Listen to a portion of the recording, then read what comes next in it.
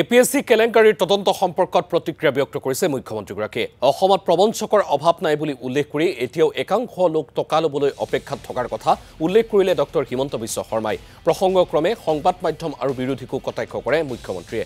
চাকৰিৰ বজাৰখন সংবাদ মাধ্যম আৰু বিৰোধীয়ে দেখুৱাই দিয়ে বুলি শ্লেষাত্মক মন্তব্য কৰে ডক্টৰ হিমন্ত বিশ্ব শৰ্মাই। আৰক্ষীয়ে নিজৰ কাম কৰি আছে বুলি উল্লেখ কৰে মুখ্যমন্ত্ৰীগৰাকীয়ে।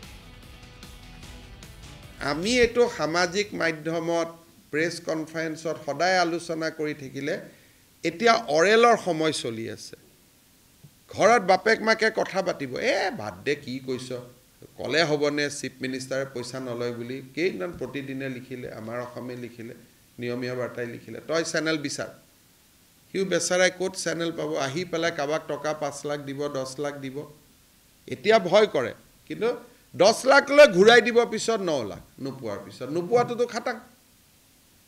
সেইকাৰণে আপোনালোকে এপিএছচিৰ অৰেলটো চলি থকাৰ সময়তে বিতৰ্কটো বঢ়াই দিলে ছাডেনলি।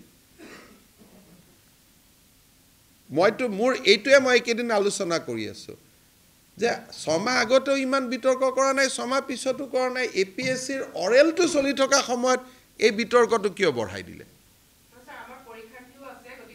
সেইকাৰণে কৈছোঁ, সেইকাৰণে আপোনালোকে বিতৰ্কটো বন্ধ কৰি দিয়ক, তেতিয়া ভাল হ'ব।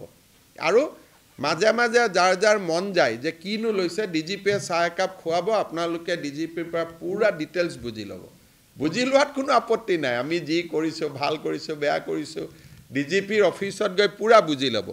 যদি বেয়া কৰোঁ বুলি গম পাই লিখিব, কিন্তু এনে লিখি থাকিলে এই পৰিৱেশটো 1 মাহ ভাল নহয়। এই 1 মাহ ল'ৰা ছোৱালীবিলাকে অৰেল দি আছে, অলপ শান্তিত পৰীক্ষাটো দিব দিয়ক, কাৰণ সুৰুঙাটো ক'তো নাই, গণ্ডগোল ক'তো নহ'ব, কিন্তু দালালে পইচা খাব।